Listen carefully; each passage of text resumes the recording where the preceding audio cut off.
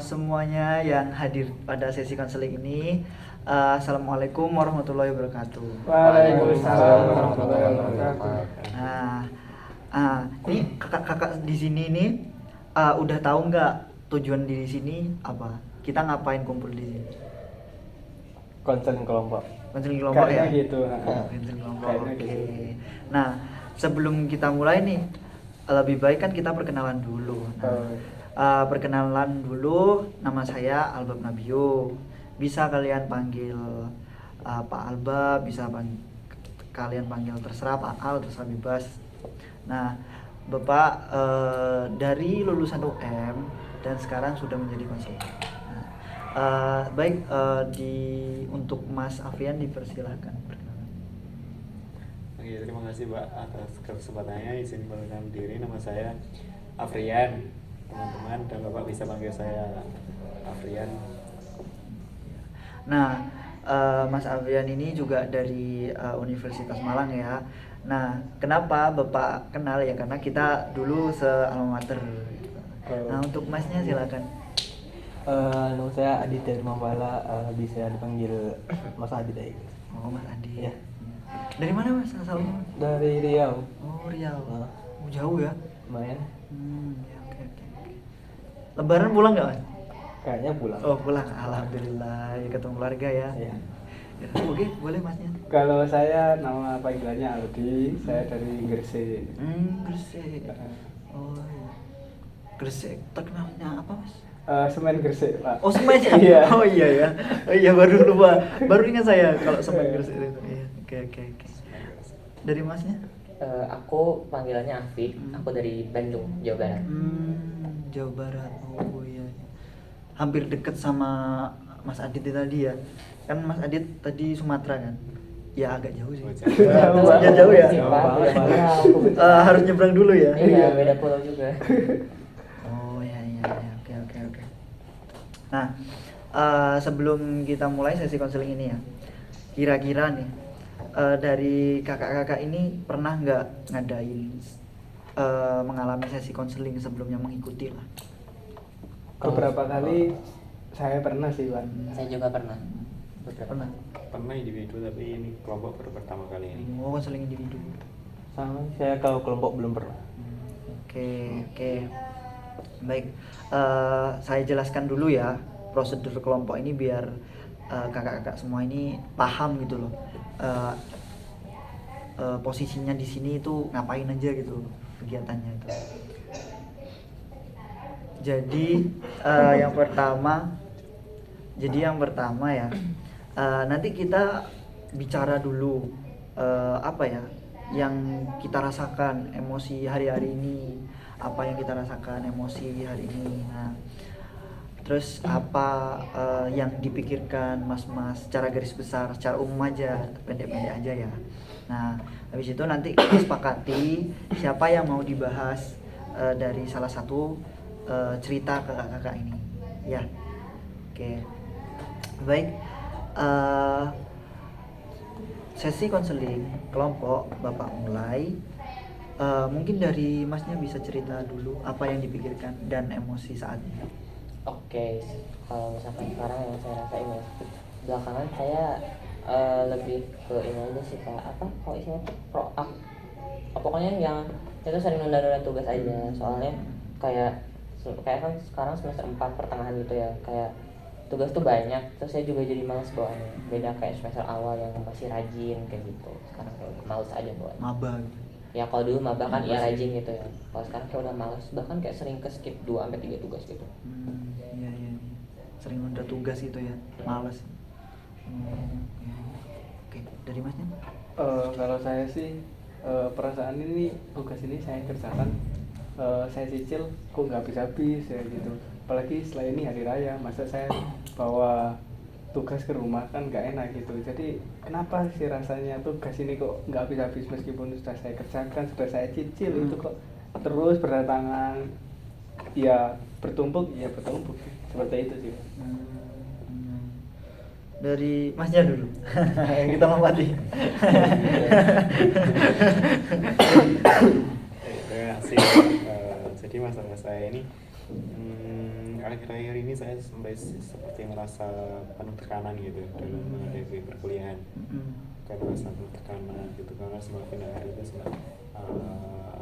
pekerjaan rumah itu semakin banyak PR itu semakin banyak, semakin numpuk gitu kan. Terus juga apa ya karena semakin bertambahnya semester kan juga semakin berat ya. Jadi hal-hal seperti itu yang membuat saya sangat tertekan gitu.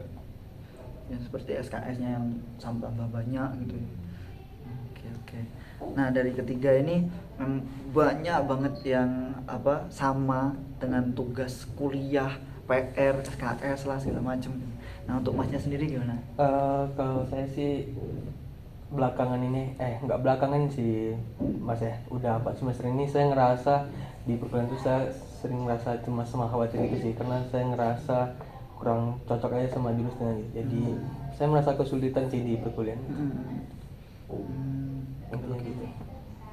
Itu kapan tuh kalau nyeselnya tuh kapan, pas ngejalanin semester 1 apa pas mau masuk gitu? Bukan nyesel sih, lebih ke ngerasa kurang cocok ya. Kurang Itu cocok. dari semester 1 udah mulai ngerasa gitu sih. Kurang cocok. Iya. Dari semester 1. Iya. Oke, baik. Kita sudah mengetahui kan semua apa yang dipikirkan akhir-akhir ini. Nah, kira-kira nih dari kakak-kakak ada nggak yang ingin kita bahas lebih lanjut mengenai cerita-cerita dari salah satu anggota kita? Saya rasa sepertinya Mas Adit deh. Mas Adit. Dari Mas Afik? Mas Adit. Mas Aldi? Iya sih, sepertinya menarik. Menarik ya. Oke. Baik. Untuk Mas Adit sendiri nih, apakah bersedia untuk bercerita masalahnya lebih lanjut?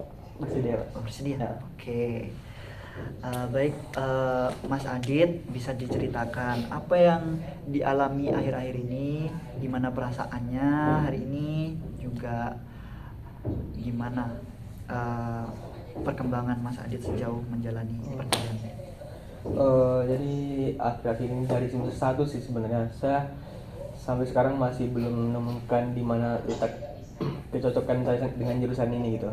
Dalam selama 4 semester ini tuh saya ngerasa kesulitan di perkuliahan, kayak apalagi di jurusan saya itu banyak praktek ya mas ya. Itu kalau dalam praktek itu saya sering kayak ngerasa nggak bisa gitu sih.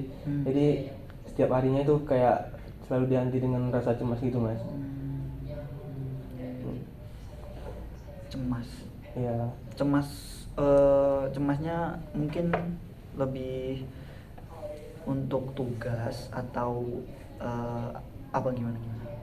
Cemasnya selain dari tugas itu juga cemas, mungkin saya terlalu overthinking buat kedepannya gimana sih mas, karena dari awal aja saya udah ngerasa nggak cocok sama jurusannya mas. Itu mungkin saya juga udah kepikiran kayak nanti kerjanya gimana gitu, kalau di perkuliahan aja udah ngerasa sulit gitu.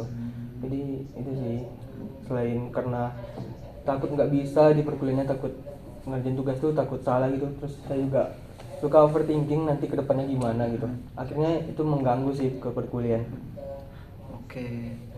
Terus saat Mas Adit menjalani perkuliahan itu ya, terus gimana Mas Adit tadi overthinking, gimana pekerjaannya, gimana berat banget ini praktek-prakteknya, itu gimana Mas Adit menghadapinya tuh dengan perasaan gimana saat itu?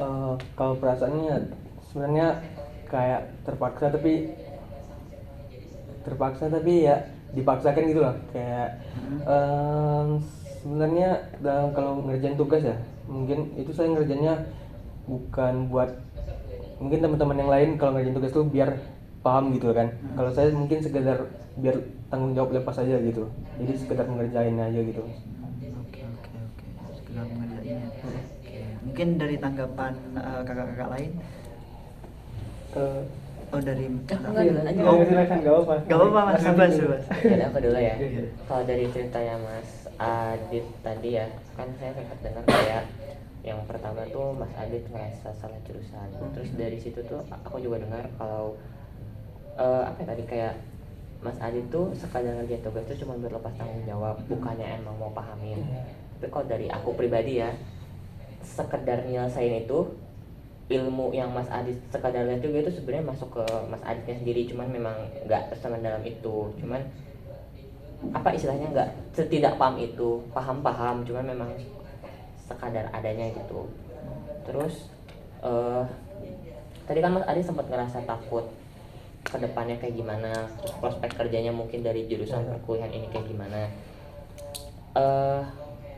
Apa ya, maksudnya semua jurusan juga kayaknya bakal sama aja nggak sih Mas, kayak bukan dari jurusan yang sekarang ini yang Mas Adit jalanin aja, kayak semua jurusan juga mungkin prospek kerjanya sekarang kan lagi susah, mungkin sama lagi susah, terus tugas-tugas tuh pasti bakal menghantui nggak sih Mas, memang untuk semua jurusan gitu.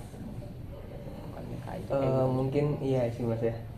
Tapi sih kalau saya sih ngerasa di sendiri karena emang nggak cocok sama jurusannya, bukan karena prospeknya kecil, tapi emang karena saya ngerasa nggak cocok sama jurusan. Mungkin saya nanti buat nyari kerja mungkin ya itu saya nggak pengen gitu yang sesuai sama jurusannya gitu, jadi mungkin buat nyari kerjanya susah gitu.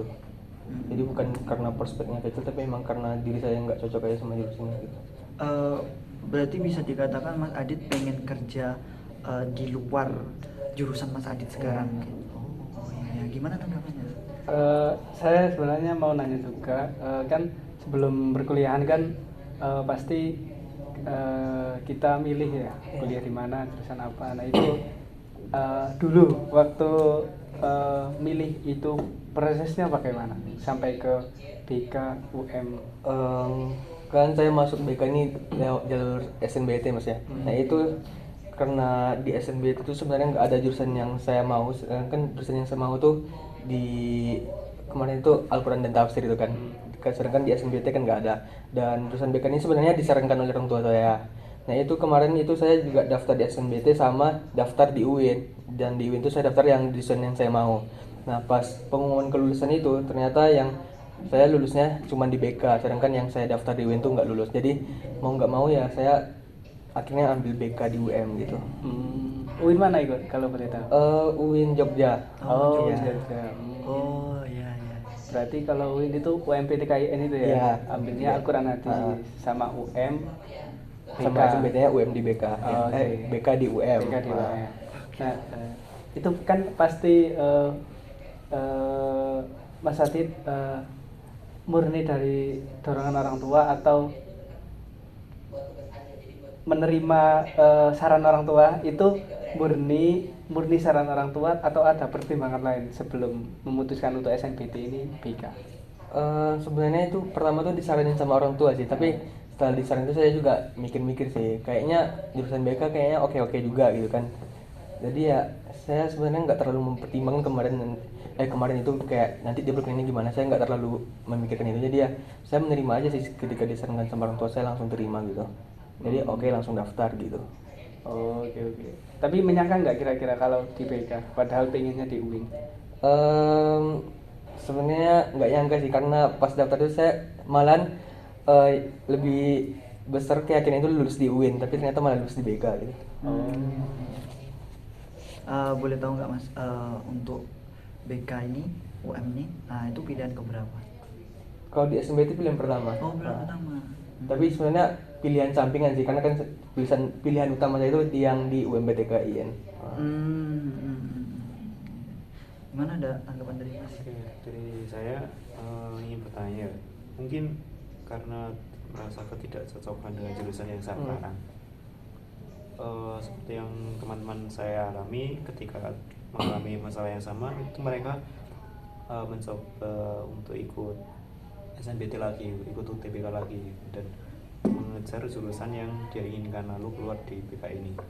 Nah, lalu ketika Mas Adit mengalami ketidakcocokan dalam jurusan ini, apakah ada punya pikiran untuk ingin keluar dan cari jurusan yang Mas Adit inginkan? Sebenarnya pernah sih, kemarin di semester 2 itu saya sudah coba ngobrol dengan orang tua saya, karena saya bilang nggak cocok sama jurusannya, pengen pindah gitu kan. Terus kata dari orang tua saya itu katanya coba aja dijalanin dulu, karena memikirkan sayang waktu sama uang juga sih, karena kan saya juga jauh-jauh dari Riau Mas ya, jadi udah banyak biaya yang dikeluarkan. Terus juga waktu semester 2 kan berarti udah jalan 1 tahun gitu kan, jadi karena memikirkan waktu juga, jadi akhirnya nggak dibolehin, nggak diizinin sama orang tua sih. Jadi ya saya tetap di BKUM. Jadi tetap menerima ya meskipun itu berat. Iya. Oh nggak mau. Oh nggak mau. Oke. Baik, dari yang Mas Adit sampaikan nih, Bapak mau bertanya sekali lagi nih. Tadi kan Mas Adit kan bilang takut nggak cocok jurusannya dengan pekerjaan yang Mas Adit inginkan. Kira-kira apa sih yang Mas Adit inginkan untuk pekerjaan? Mungkin yang pekerjaan itu yang sesuai sama jurusan yang saya pengen sebelumnya, yaitu Al-Quran dan Tafsir gitu. Mungkin saya pengen jadi guru agama gitu sih Mas. Karena pas di Man kan saya jurusannya di keagamaan. Nah itu saya lihat guru-guru saya yang guru agama itu kayaknya seru aja gitu ngajarnya. Terus juga saya juga suka sama pelajarannya sih. Gitu. Oke. Oh baik. Bisa saya ambil apa ya, kesimpulan ya. Pertama, saya jelaskan dulu mengenai konsep kognitif counseling ya. Nah, Mas Adit tahu nggak istilah ABC? Nggak tahu. Tahu. Oke, saya jelaskan ya. Nah, jadi A ini adalah activating event, di mana Mas Adit tadi merasa nggak cocok kalau udah diterima kan di jurusan BK tadi ya. Nah, habis itu Mas Adit B, belief ya, di mana Mas Adit takut untuk nggak cocok jurusan ini untuk pekerjaan Mas Adit selanjutnya. Akhirnya wah ini salah, saya salah jurusan, nggak mungkin saya jadi guru agama gitu. Oke, guru ngaji, guru agama ya lah. Terus jadi Mas Adit menghasilkan perilaku perasaan yang overthinking, merasa terpaksa gitu kan, kayak mau harus dijalani gitu kan ya. Nah sebenarnya yang yang C ini, yang perilaku Mas Adit ini sebenarnya bukan dari A-nya Mas Adit, namun dari B-nya, dari keyakinan Mas Adit bahwa saya kalau masuk jurusan ini ya saya harus masuk kerja yang relevan dengan pekerjaan jurusan itu, misalnya guru BK. Padahal sebenarnya enggak Mas Adit. Tuh. Habis itu keyakinan Mas Adit ini berasal dari yang Mas Adit yang Mas Adit keterima di UM BK. Habis itu Mas Adit, wah kok keterima di UM padahal saya pengennya di UIN. Nah, akhirnya masuk UM, ini nggak cocok ini itu activating eventnya. Itu peristiwanya Mas Adit yang akhirnya Mas Adit berpikiran bahwa wah ini pasti nggak cocok ini kalau saya masuk di sini gitu. Tuh. Oke. Apakah benar Mas Adit seperti itu? Benar sih Pak, karena peristiwa yang saya salah jurusan, nggak masuk di jurusan yang sesuai saya inginkan, akhirnya semenjak kejadian itu saya kayak berpikir kalau kedepannya saya juga bakal kesulitan gitu. Akhirnya ya di perkuliahannya saya emang menjalaninya emang kesulitan gitu. Iya. Banyak sih sama kayak yang Bapak sampaikan. Oke. Berarti dari kesimpulan cerita dari Kak Adit tadi, yang dimana peristiwa diterima, ditolak segala macem, dan akhirnya sampai di sini Mas Adit merasa nggak cocok, gimana nanti sama pekerjaan, yang akhirnya overthinking, merasa terbebani gitu ya. Akhirnya Mas Adit sedikit menyadari lah ya keyakinan Mas Adit yang sekarang ya. Oke. Mungkin dari anggota lain mungkin ada yang menanggapi dari pikiran Mas Adit tadi. Saya Pak ya. Oke. Jadi saya hanya terakhir sih, ini dari saya hanya memberikan contoh saja. Saya punya teman juga dari teman sekelas perempuan, dia ya mirip-mirip sama Mas Adit. Bahkan dia ingin di UIN juga, di UINSA kalau nggak salah asalnya. Dia ingin masuk jurusan PAI, ya itu pengen jadi guru PAI itu. Nah tapi ya seperti itu, lolosnya di UM, di PKUM, di SNPT, di UMP, TKN nggak lolos. Tapi saya pernah tanya, tapi bagaimana kamu jalan perkuliahan padahal itu bukan keinginan kamu. Terus ya dia jawabnya, ya setiap penerimaan kan butuh proses. Nah proses orang pasti kita tahu berbeda-beda ya. Ada yang satu dua tahun cukup, 1-2 semester cukup, atau bahkan hampir lulus pun belum bisa menerima, tapi dia bisa menjalani sampai hampir lulus. Bahkan ada yang bisa menerima ketika sudah bekerja, atau ketika sudah lulus, atau ketika sudah melakukan S2 di jurusan lain mungkin. Tapi orang yang saya tanyain ini, bagaimana kamu menjalani perkuliahan sedangkan kamu ingin PAI bukan ingin PK, dia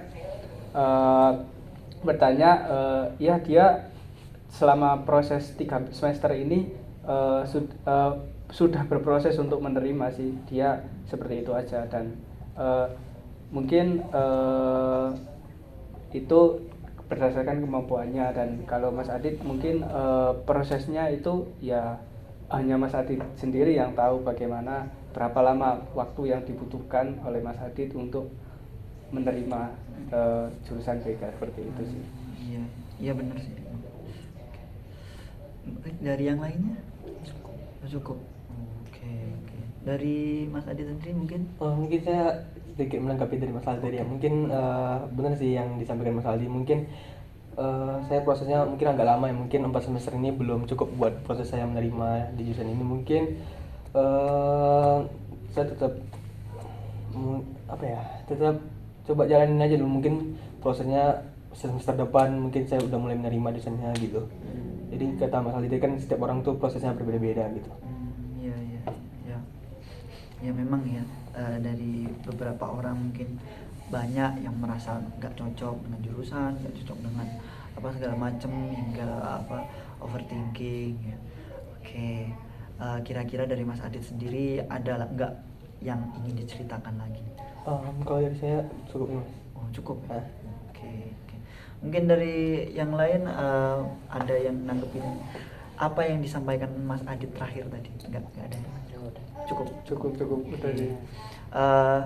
Baik, untuk sesi konseling ini mungkin Bapak cukupkan. Untuk Mas Adit ke depannya, sesi konseling berikutnya Mas Adit bisa mengadakan sesi pertemuan lagi. Mas Adit bisa join lagi ke grup ini. Kita akan atur jadwal kita sehingga mencapai tanggal yang disepakati ya. Nah, nanti kita akan membahas lebih lanjut bagaimana cara Mas Adit menjalani serta menemukan solusi-solusi yang mungkin dari kakak-kakak yang udah pengalaman atau yang dari temannya gitu, yang sehingga Mas Adit bisa menemukan solusinya sendiri untuk masalah ini gitu. Oke. Baik, sekian. Terima kasih untuk sesi konseling kelompok ini. Bapak sangat apresiasi dari Mas Adit terkhususnya karena sudah bercerita kepada kelompok dan udah percaya kepada kelompok untuk bercerita tentang apa yang dipikirkan oleh Mas Adit. Oke. Baik, izin Bapak tutup. Sekian dari Bapak selaku konselor. Mohon maaf apabila Bapak ada salah kata ya. Terima kasih. Assalamualaikum warahmatullahi wabarakatuh. Waalaikumsalam warahmatullahi wabarakatuh.